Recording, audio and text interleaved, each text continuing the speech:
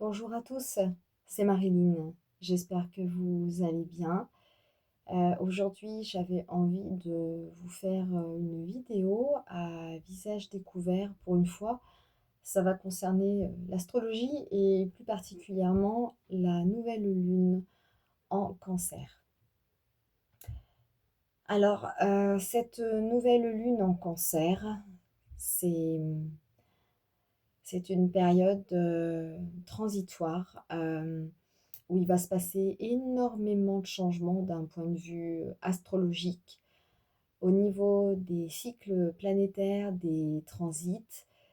Et cette nouvelle lune, donc la conjonction Soleil-Lune, se fera sous la présence de Mercure. On sait que la lune est en domicile en Cancer, elle gouverne l'émotion, la petite enfance, la sensibilité, la réceptivité, les rêves, le monde du rêve, et bien d'autres choses. Donc elle est ici chez elle, elle gouverne une période très importante, charnière, le solstice d'été, et le soleil vient mettre en lumière tout cela avec un démarrage qui est quand même pas anodin du fait de la nouvelle lune. Alors, précédemment la nouvelle lune, il faut savoir qu'elle tend à vouloir penser repos. C'est pareil au niveau de la terre, la fertilité, s'enraciner, prendre un temps vraiment pour, se poser en famille, en vacances et du coup, ça donne vraiment, un besoin pour vous de prendre vraiment du temps pour vous-même. Sauf que, je parle pour des parents. Quand on est parent, quand on a une vie de famille bien remplie, beaux-parents même, c'est compliqué de penser à soi, vu, la conjoncture. On se dit en vacances, mais en fait, on ne l'est pas. Ça se joue beaucoup, dans la nuit. La nuit, vous pouvez, par exemple, avoir du mal à trouver le sommeil. Bon, alors évidemment, je j'invente rien avec la chaleur, la période de canicule, hem, les feux de forêt, qui nous animent, l'énergie, que cela, engendre, à tout à chacun. Donc Mercure associé, c'est le mental. C'est, les idées nouvelles, les idées qui vont commencer à germer. Et puis, dans un signe comme le Cancer, c'est la réceptivité même des informations. Alors bien sûr, il est rétrograde. Il est rétrograde, j'ai noté d'ailleurs la fin, de la rétrogradation, j'ai noté pour le 24 juillet. Donc plus beaucoup de temps à tenir, mais c'est quand même encore long. Heu, c'est vrai que il rétrograde durant 3 semaines. Mercure, c'est quand même assez, mental, c'est difficile. On a tendance à ne pas du tout se comprendre. C'est une période de trouble. Et puis, les planètes, lourdes, dites transpersonnelles, peuvent aussi en rajouter une couche, de manière collective parce que c'est une période où on va énormément se rencontrer, on va énormément rencontrer de gens. Donc c'est pas, forcément évident. On peut avoir vraiment tendance à ne pas du tout s'entendre, à ne pas se comprendre. Vous dites quelque chose, c'est interprété autrement. Votre compagnon, votre compagne ou même, l'ami de la famille ou votre enfant et cetera vous dit un truc, vous comprenez tout de travers ou vous essayez de vous exprimer sur quelque chose, sauf que la personne le retourne à son avantage. Attention avec ça. Hem, c'est une pleine lune, c'est une nouvelle lune. J'ai vraiment l'impression d'être en période de pleine lune, c'est pour ça le lapsus. Vraiment la sensation d'être en train de vivre une pleine lune parce que, je trouve qu'il est compliqué de trouver du temps pour dormir correctement sans être, inondé d'informations la nuit. Et je vous ai dit, la lune, c'est la réceptivité, c'est les rêves. C'est, la grande sensibilité que nous pouvons éprouver et le soleil qui est notre ego, notre façon de rayonner au quotidien, nos valeurs les plus profondes, quelque chose qui émane de nous d'un aspect, plus dynamique, plus masculin, qui va dans un signe qui est totalement féminisé. Euh, c'est comme si le couple Soleil-Lune voulait s'unir et refonder les bases parce qu'on ne s'est pas compris durant la pleine lune. Et effectivement, Mercure était encore rétrograde durant cette période. Heureusement, il va y avoir un autre cycle qui va démarrer. Vous avez aussi euh, Pluton. Alors, il y a Pluton, il y a Neptune, qui sont rétrogrades, qui vont devenir directs, mais dans plusieurs mois. Septembre pour l'un et octobre pour l'autre. Donc, je parle de ça, pourquoi? Parce qu'il y a un lien avec le pouvoir, avec la notion de prendre l'autre, de despotisme, quelque chose qui n'est pas net.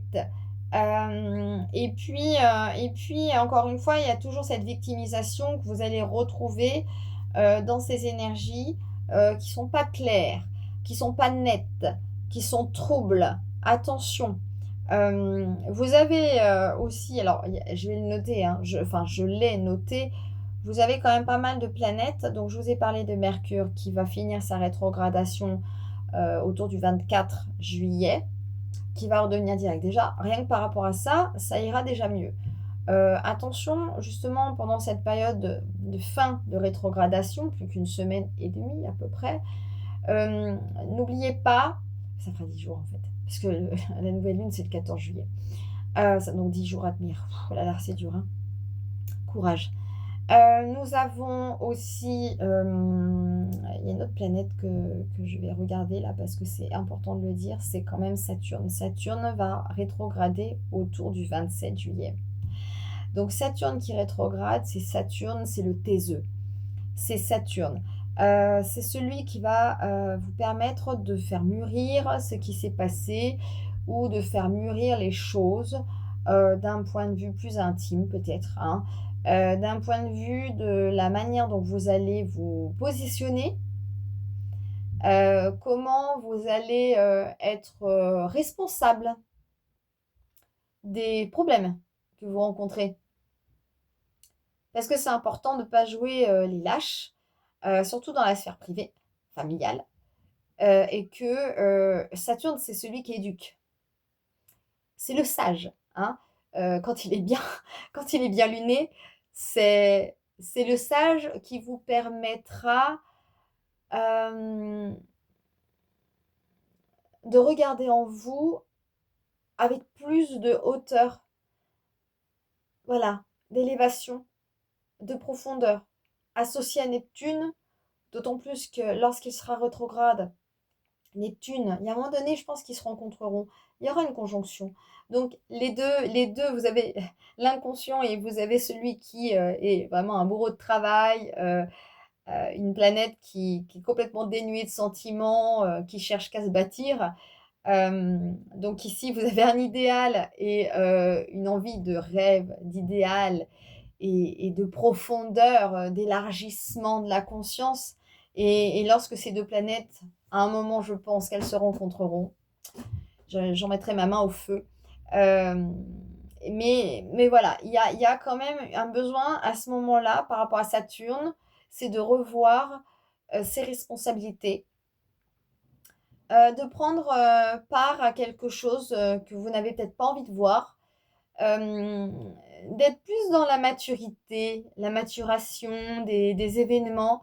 Et en bélier, c'est la tête. Donc, votre tête, elle va avoir vraiment besoin de prendre ce temps aussi de réflexion, de repos, d'autant plus que Mercure sera redevenu direct en Lion. Quand il va passer en Lion, je pense que déjà ça va soulager certains signes, toujours les mêmes, hein, les signes de feu, entre autres, signes d'air, où ça agit de manière facile par trigone, sextile et opposition pour le Verseau. Mais le Verseau, il en a besoin, parce que parfois son indifférence, son recul par rapport aux événements, l'obsession de l'amitié, de la liberté, le signe opposé, c'est le lion. C'est celui qui va amener la chaleur au sein du foyer. C'est le foyer, hein, c'est le cœur. Donc, vous avez besoin de ça, contrairement à ce qu'on vous pouvez croire. C'est pas parce qu'à un moment donné, vous avez envie de faire ce que vous voulez, vivre votre manière de faire comme bon vous semble, emmener les autres avec vous, que, l'autre ne compte pas.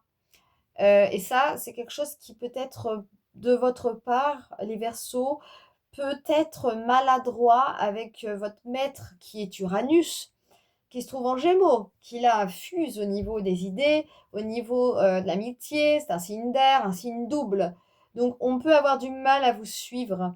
Alors attention, et je pense que par rapport à Saturne qui se trouve en Bélier, si vous avez un amas planétaire en Verseau, si vous avez un amas planétaire en Balance ou en Sagittaire ou en Lion, etc., ça va agir évidemment par opposition avec la Balance. Donc il va falloir prendre le temps de bâtir, de construire, de faire en sorte que les choses se passent bien et de ne pas aller plus vite que la musique.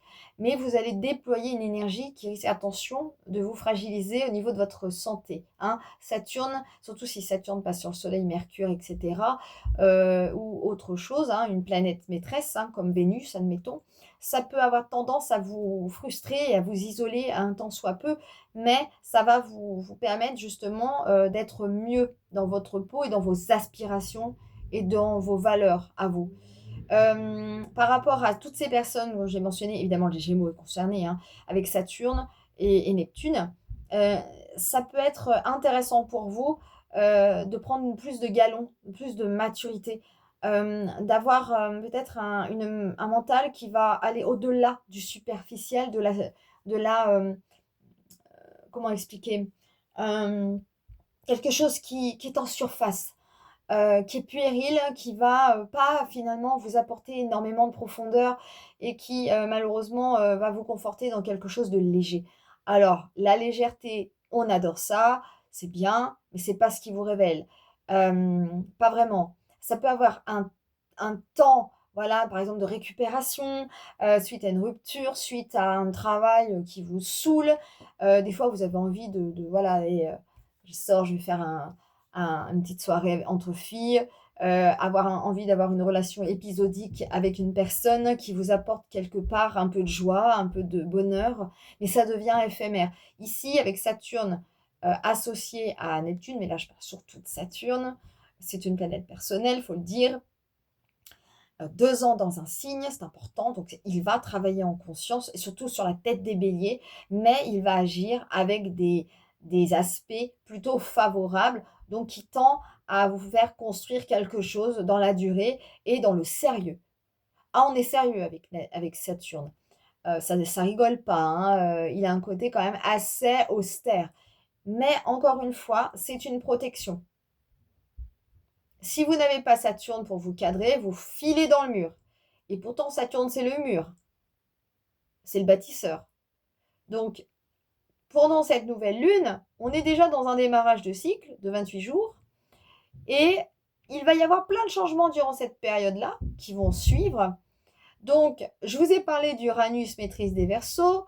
C'est quand même l'électricité, il faut quand même pas oublier. Ça, c'est très électrique. Il y a aussi des relations qui sont, on va dire, coup de foudre. Ouah, j'adore cette personne, elle me marque, elle est complètement hallucinante. Voilà, ça c'est le côté Verseau. Et surtout, il y a le côté énergie, fusion. C'est hyper fort par rapport à ces signes-là. Et ils sont capables de donner énormément d'amour. Le Scorpion, avec Pluton, ça va agir énormément par carré, et surtout Pluton est une planète, donc maîtresse bien sûr de cet amas planétaire Scorpion, ascendant Scorpion. Lune Scorpion, c'est important parce qu'elle est gouvernée aussi par les tourments et la sexualité et la sensualité. C'est une planète qui va rétrograder jusqu'au mois d'octobre, jusqu'au 10. Alors je vais regarder quand même mes notes, mais ouais, alors j'avais dit 10, mais c'est le 16-10. Donc 16 octobre redevient direct. Et Uranus, je revérifie. Voilà, pourquoi j'avais le 10, parce que c'est Uranus qui va rétrograder jusqu'au 10 septembre et redeviendra direct également.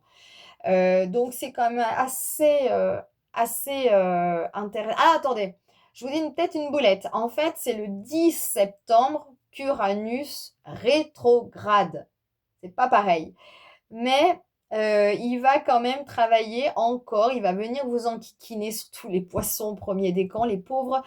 Si vous avez une planète aussi personnelle, Mercure, Vénus, Mars, etc., Jupiter, c'est pas évident parce que ça revient vous faire le carré.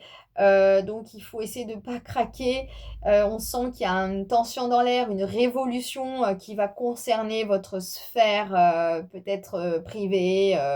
La maison 7, la maison des partenariats. Difficile de signer des contrats pendant cette période-là, surtout si vous êtes dans le milieu artistique. On a aussi besoin d'affranchissement à tout prix parce qu'on a été biaisé quand même, on a été souvent un peu contraint pendant cette période-là.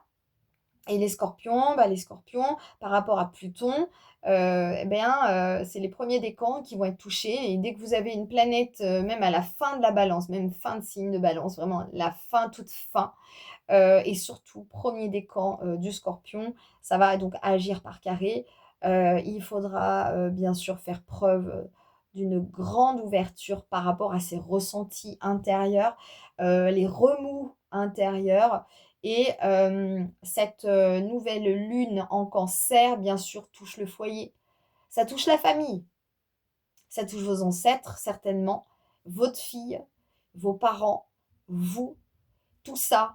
Et toutes ces planètes, c'est une danse des planètes, c'est la ronde des planètes célestes. Et ça ne s'arrête jamais. Heureusement, ça ne dure pas longtemps quand il se passe des choses vraiment difficiles. Euh, En ce moment, il y a aussi Mars.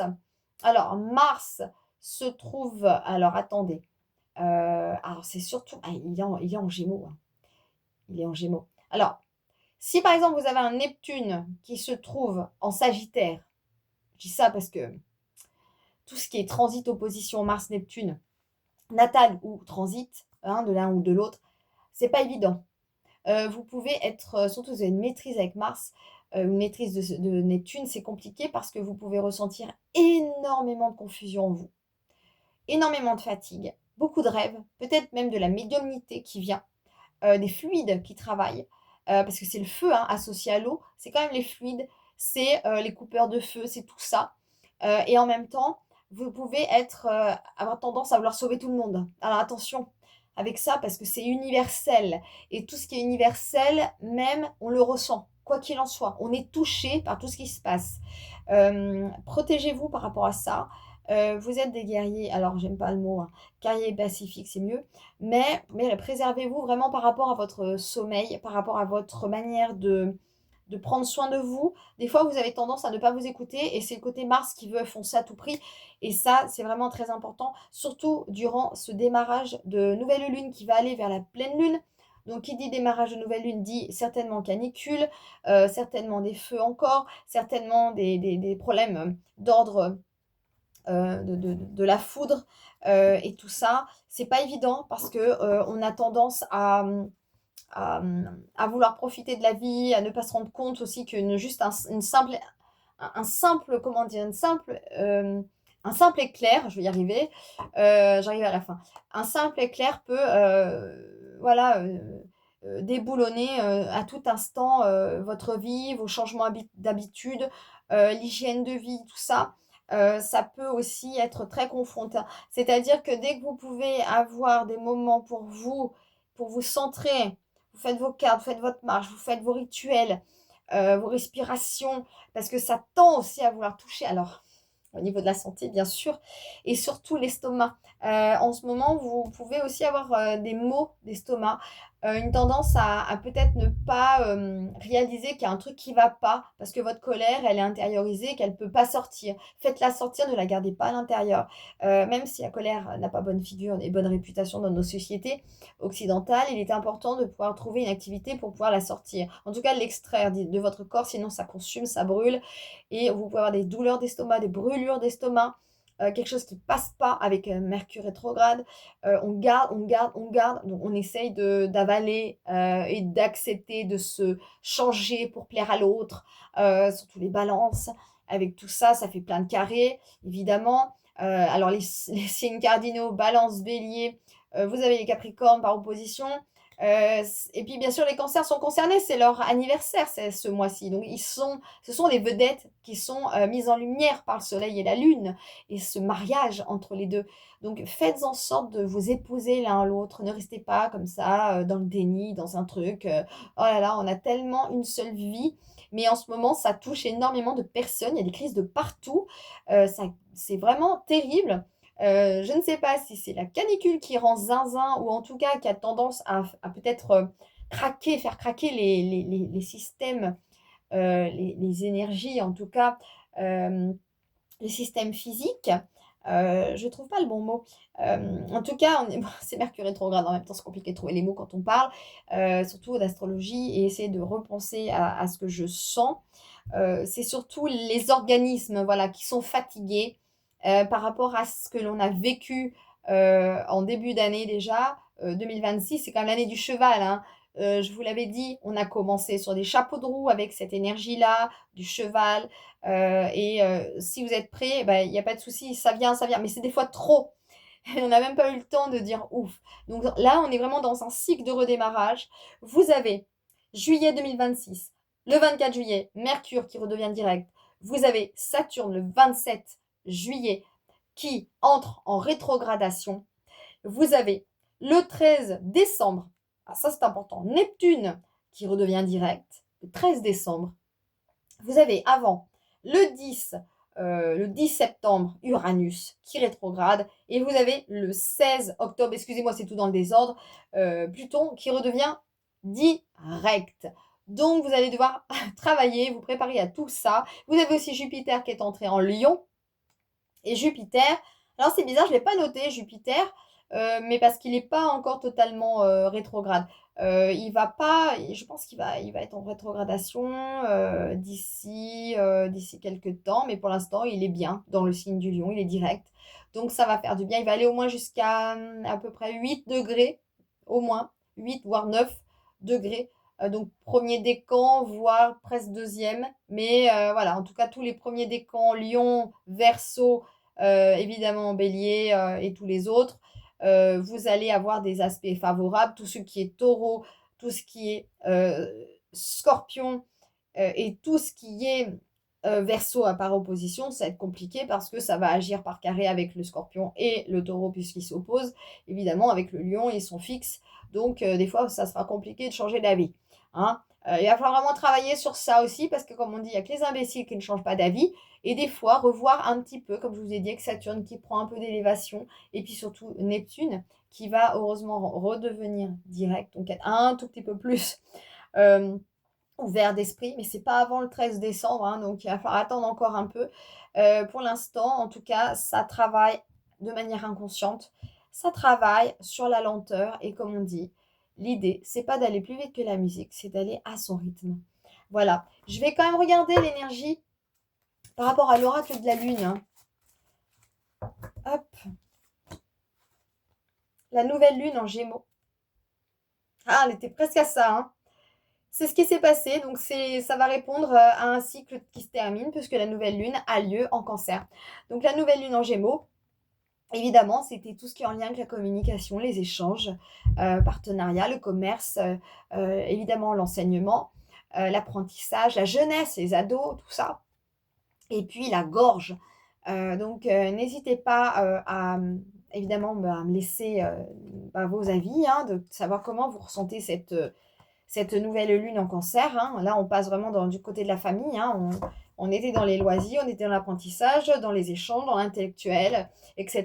Et là, par contre, on va passer du côté du Cancer. Donc, espérons qu'à un moment donné, que comme Mercure va être direct, qu'on puisse, avec cette nouvelle lune en Gémeaux, qui a été Gémeaux il y a un mois, puisse nous soulager avec des verbes. Alors, n'hésitez pas à prendre des notes. Prenez des petits carnets comme ça, écrivez tout ce que vous avez besoin de dire sur le cœur. J'arrête pas de le dire, je sais, mais c'est super important. Parce que ce que l'on ne peut pas dire oralement, les écrits restent. Hein. Les écrits restent. Après, on peut des fois dire des choses qu'on ne pense pas. Il y a aussi l'intonation qui manque. Donc, c'est à prendre ou à laisser. Mais en tout cas, essayez de trouver un mode d'expression qui vous corresponde. Et en attendant, j'espère que cette vidéo vous a plu. Je vous souhaite une bonne vacances. J'espère que ça ira pour vous. Et au liqueur, et on tient le coup.